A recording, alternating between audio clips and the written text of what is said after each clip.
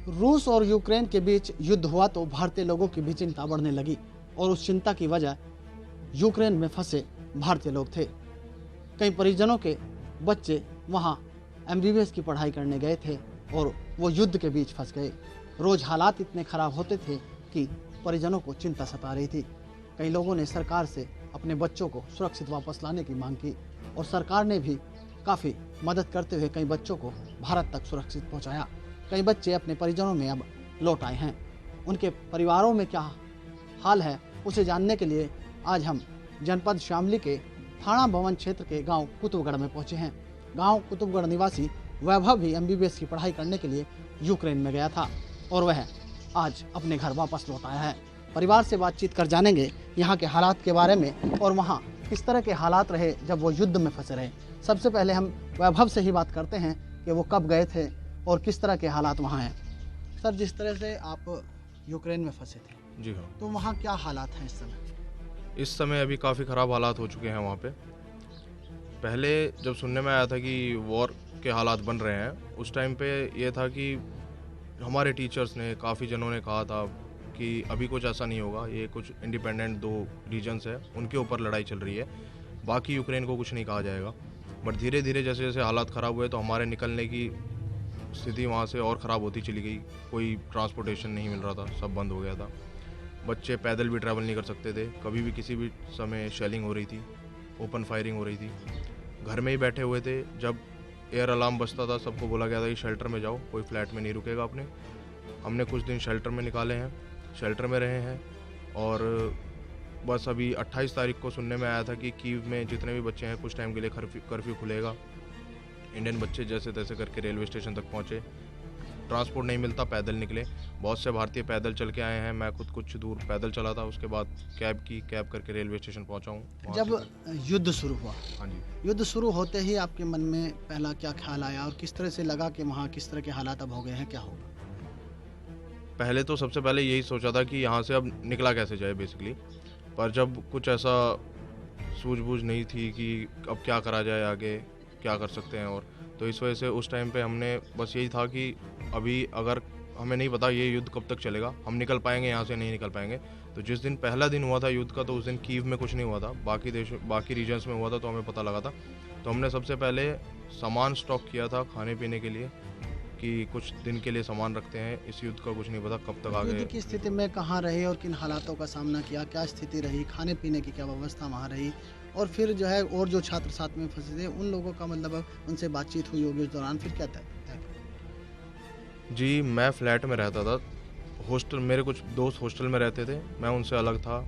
बातचीत होती थी कि हॉस्टल में अगर कुछ भी न्यूज़, क्योंकि जितनी भी गवर्नमेंट मतलब एडवाइजरी जारी कर रही थी या एम्बेसी कुछ बता रही थी, तो बेसिकली बहुत से नोटिस, मेजॉरिटी नोटिस हॉस्टल के बच्चों को पता लगते थे। तो उनसे संबंध बनाए हुए थे मैंने कि अगर कुछ भी ऐसा होता है तो मुझे इन्फॉर्म कीजिएगा, क्योंकि फ्लैट से हॉस्टल काफ़ी दूरी पे है। तो इस भारतीय वजह एम्बेसी की बात करें, भारतीय सरकार की बात करें, किस तरह की मदद की? भारतीय सरकार ने मदद काफ़ी की है बच्चों की। बच्चों को कीव से, वॉर जोन से निकालना पॉसिबल नहीं है इस टाइम पे, जैसे हालात वहाँ पे है। बच्चों को इसलिए गवर्नमेंट ने कहा है कि आप खुद निकले। इसमें अब गवर्नमेंट का भी दोष नहीं दे सकते आप कि बच्चे पैदल चल रहे हैं, क्योंकि गवर्नमेंट ने ही रशिया से बात करके कुछ टाइम के लिए लड़ाई रुकवाई है, ताकि आपको अगर ट्रांसपोर्ट नहीं मिल रहा है तो आप पैदल निकल जाइए। तो इस चीज़ के लिए अगर आप लड़ाई में फंसे हुए हैं और वहाँ पे कुछ टाइम के लिए अगर गवर्नमेंट ने लड़ाई रुकवाई है जिस वजह से आपको पैदल भी चलना पड़ रहा है, तो ये भी बहुत बड़ी चीज़ है। पैदल हम चल सकते हैं, कोई दिक्कत नहीं है, अगर हमें ट्रांसपोर्ट नहीं मिलता हम पैदल चल के भी पहुँचेंगे, बट हमें वहाँ से निकलना है। आगे गवर्नमेंट ने काफ़ी सुविधा प्रोवाइड कराई है, जैसे जो भी बच्चे बॉर्डर्स पे पहुँच जाएंगे उनके लिए गवर्नमेंट ने काफ़ी काम किया है। होटल प्रोवाइड कराए हैं कि इन बच्चों के लिए रहने का स्थान हो, खाने का प्रबंध किया है। उसके बाद फ़्लाइट्स फ्री कर दी है। कुछ बच्चे जो पोलैंड में फंसे हुए थे, जब सुनने में आया था मारपीट हो रही है वहाँ पे, यूक्रेनियन सोल्जर्स मारपीट कर रहे हैं बच्चों के साथ, तो गवर्नमेंट ने अब वहाँ पे अपनी 20 बसेस लगा दी है जो यूक्रेनियन बॉर्डर से ही पोलैंड में लेके बच्चों को जाती है। पहले बच्चों को वहाँ से खुद आना पड़ रहा था, बट अभी पोलैंड बॉर्डर पे एम्बेसी की बसेस रहती हैं। कौन से शहर में मौजूद थे और कहाँ पढ़ाई करते थे? जी, मैं कीव में था, बोगोमिलेट्स यूनिवर्सिटी में पढ़ाई कर रहा था, 4th ईयर का स्टूडेंट हूँ मैं। अच्छा, ऐसे क्या वजह रहती है कि जब बच्चे जो हैं वहाँ मेडिकल के लिए वहाँ दौड़ रहे हैं भारत में, मतलब क्या वजह है भारत और वहाँ की, उसमें क्या? जी, वहाँ पे ये भी कह सकते हैं कि फ़ीस इशू, और या फिर ये होता है कि डोनेशन वहाँ पे इतनी नहीं है, फ़ीस वहाँ पे कम है, और पढ़ाई भी अच्छी है, ऐसा नहीं कहोगे कि आप खर्चे का पढ़ाई में- मतलब हाँ जी, तो बड़ा एक basically- अंतर है। जी हाँ। अच्छा, जिस तरह से अब वापस लौटे हैं, भारत में आप लौटे हैं, तो परिवार का पहला रिएक्शन क्या है? ये परिवार वाले बड़े खुश थे। इतने टाइम से फ़ोन पे बात हो रही थी, जब जब बात होती थी तब तब अच्छा लगता था उन्हें भी कि नहीं हमारा बच्चा सेफ़ है, सही जगह पे है। बट उसके बाद फ़ोन कटने के बाद ये रहता था कि अब क्या हो जाए, आगे बात हो पाए नहीं, क्योंकि काफ़ी जगहों पे नेटवर्क इश्यूज़ आए हैं, बच्चों की बात नहीं हो पाई है घर वालों से। घर वाले और टेंशन में आ जाते हैं इस चीज़ को अब देखते हुए। वापस लौटे हैं तो पढ़ाई को लेकर क्या समझते हैं, क्या सोचते हैं, क्या होगा? अब जब 4th ईयर आपने वहाँ पूरे किए हैं, चूँकि अब वहाँ युद्ध हो गया है, हाँ तो जी। पता नहीं क्या हालात रहेंगे, तो अब क्या सोचते हैं? जी, अभी सुनने में आया है कि पढ़ाई हमारी ख़राब नहीं जाएगी। 4th ईयर के स्टूडेंट जो थे या 6th ईयर के जो भी स्टूडेंट्स हैं, उनको आगे किसी और यूनिवर्सिटी से आगे पढ़ाई करने का मौका मिलेगा। कुछ जने हैं कि कुछ कह रहे हैं कि पोलैंड से, मे बी यूक्रेन में लवीव एक सेफ़ है अभी तक फ़िलहाल, तो लवीव से कुछ बच्चों को अपनी डिग्री कंप्लीट करने का मौका मिलेगा। वो तो अभी देखते हैं, जब आगे कोई एडवाइजरी बच्चों के आने के बाद सर, कुछ पता कई लगेगा। चीज़ें मैं देखता हूँ वहाँ से, कई वीडियो छात्रों द्वारा भेजी गई हैं इससे पहले, युद्ध से बाद, युद्ध के बाद, तो काफ़ी चीज़ें हैं उसमें। तो उसे आप क्या देखते हैं? किस तरह कुछ लोगों ने आरोप लगाया कि भारतीय सरकार मदद नहीं कर रही है। जो अब आप बॉर्डर के बाद लौटे हैं, तो ये व्यवस्था क्या थी? क्या इसमें कोई पैसा लिया गया है? क्या व्यवस्था है? जी, बॉर्डर के बाद कुछ पैसा नहीं लिया हमसे, बॉर्डर के बाद सब कुछ फ्री है। बॉर्डर से पहले तक, अब आप ये कह लीजिए कि बॉर्डर से पहले तक बच्चे ब्लेम इस वजह से कर रहे हैं कि आपको निकालना चाहिए था हमको जहाँ पे युद्ध हो रहा है। बट ऐसे कंडीशन में भारत सरकार उन बच्चों को उस एरिया से नहीं निकाल पाएगी, क्योंकि वहाँ पे कंटिन्यूअस शेलिंग चल रही है। एयरपोर्ट रशियन आर्मी के कब्ज़े में है। एयरपोर्ट पे किसी को लैंडिंग करने की परमिशन नहीं है। अगर वहाँ से कोई भी ट्रांसपोर्टेशन अगर भारत सरकार अलाउ कराती, तो वहाँ पे लोकल यूक्रेनियंस भी उसमें ट्रैवल करते, क्योंकि सबको पता था कि भारत सरकार ही अपने बच्चों को अगर बाहर निकाल पा रही है तो हम भी उसके थ्रू निकल सकते हैं। तो कुछ ट्रेन जो हमारे लिए सुनने में आया था ऑर्गेनाइज कराई, उसमें लोकल यूक्रेनियंस भी चढ़े हुए थे, काफ़ी भरे हुए थे, काफ़ी भीड़ कई थी। देशों के बच्चे वहाँ आपके साथ होंगे। हाँ जी। आप ये भी जान रहे हैं कि जिस तरह से मतलब मैंने खबरें सुनी हैं और देखी हैं कि वहाँ भारतीय लोगों की काफ़ी मदद हो रही है, चूँकि भारतीय हैं। जी। और ये झंडा वाली बात कहाँ तक सही है कि झंडा लगा के निकल जाते थे, कोई कुछ नहीं कह रहा था, तो इसके बारे में कुछ? जी, झंडे वाली बात अब तक जितने भी मैंने देखे हैं, हमारे साथ भी हमने देखे हैं, झंडे वाली बात अब तक काफ़ी सही है। ये बोला गया है कि आप अगर झंडा लगा के निकलते हैं तो रशियन सोल्जर्स आपको कुछ नहीं कहेंगे। तो काफ़ी बाकी देशों के छात्र भी, पाकिस्तान हो गया, टर्की के बच्चे हो गए, नाइजीरियंस भी कुछ जने ऐसा है कि इनको जब पता लगा कि ऐसा भारत सरकार ने जारी किया है कि अगर आप भारत का झंडा लेके अपने साथ जाते हैं तो आपको रशियन सोल्जर्स कोई कुछ नहीं कहेगा। आप सेफली रेलवे स्टेशन या कहीं भी, अगर आप कैब आपको मिलती है, टैक्सी मिलती है, तो टैक्सी से बॉर्डर तक पहुंच सकते हैं झंडा लगा के।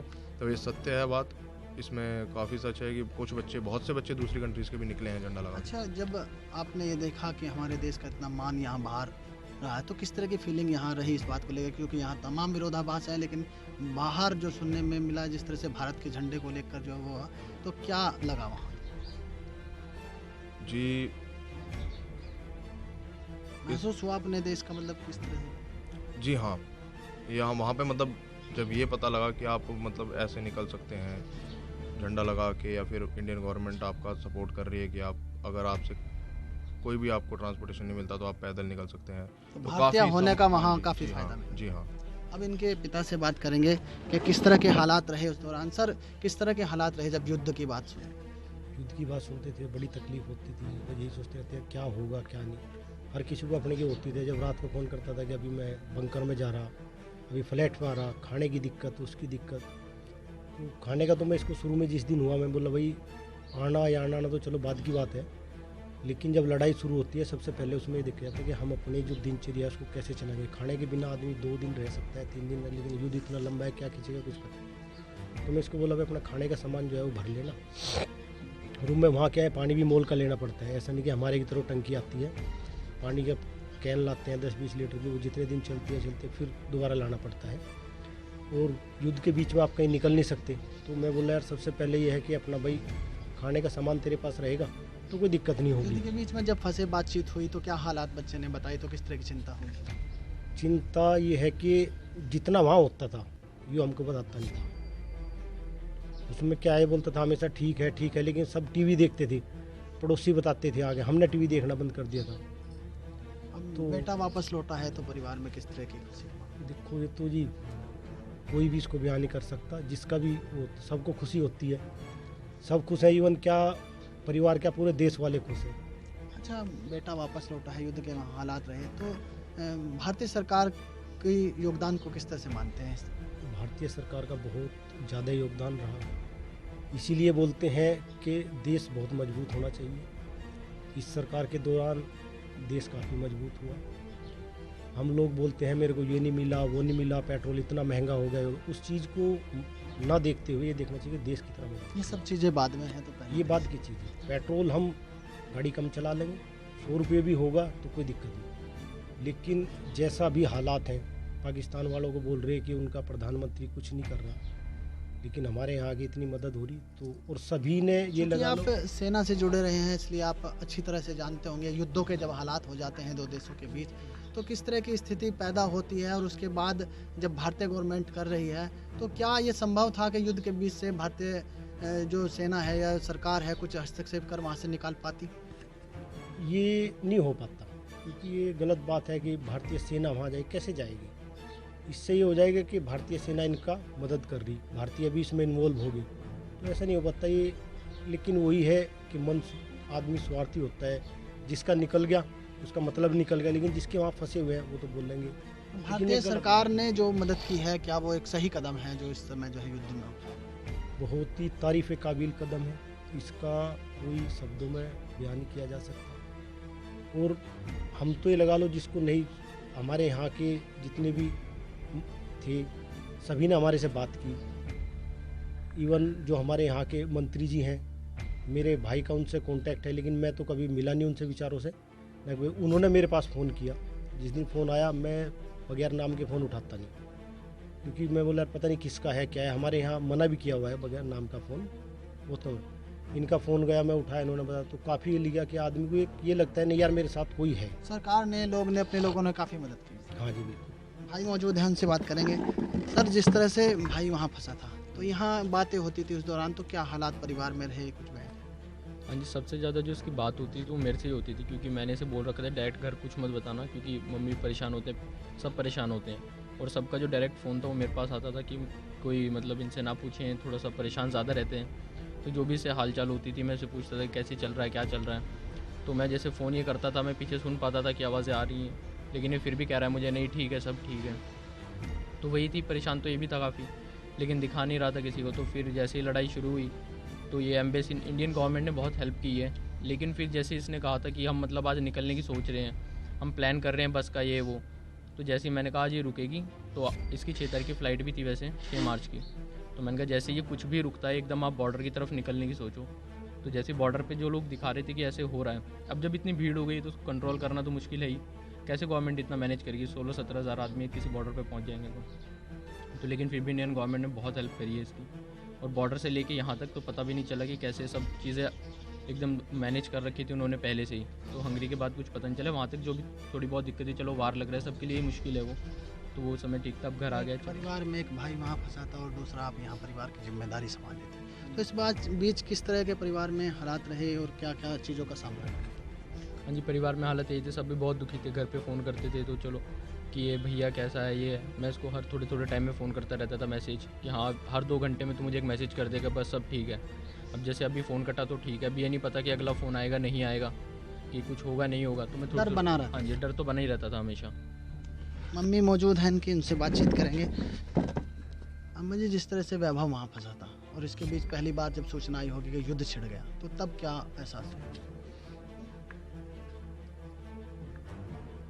जब युद्ध छिड़ गया सबसे पहली बार आपको पता लगा कि वहाँ बेटा युद्ध में फंस गया है, तो फिर परिवार में किस तरह के हालात थे? परिवार में तो हालात ऐसे ही थे, हर टाइम ये लगता था कि कब फ़ोन आए, कब बात करें। अब बेटा वापस लौट आया है, अभी अच्छा लग रहा है काफ़ी। अच्छा, इसमें जो है सरकार की मदद को किस तरह से देखा? सरकार ने बहुत मदद की, सरकार का बहुत बहुत धन्यवाद। यह थी वैभव की फैमिली, उनसे बातचीत की है और जाना है किस तरह के हालात युद्धों के दौरान वहाँ पर रहे हैं। युद्ध के दौरान जब वैभव वहाँ फंसा था, वैभव ने बताया है कि भारतीय गवर्नमेंट ने जितना मदद किया है वह पर्याप्त है और भारतीय गवर्नमेंट की मदद से वह खुश हैं। पहली बार उन्हें जब वो देश में थे इस बात का भी एहसास हुआ है कि वे भारतीय हैं, तो उन्हें कुछ ज़्यादा तवज्जो दी जा रही है। और कई देश के बच्चे भी भारतीय फ्लैग को लगाकर जब वहाँ से निकले हैं तो उन्हें भारतीय होने पर गर्व महसूस हुआ है और अब वह अपने परिवार में वापस लौट आए हैं और परिवार के बीच खुश हैं। लेकिन वो चाहते हैं कि भारतीय सरकार यूक्रेन में फंसे सभी उन भारतीयों को सुरक्षित निकालने का प्रयास करे जो अभी भी वहाँ युद्ध क्षेत्र में फंसे हैं।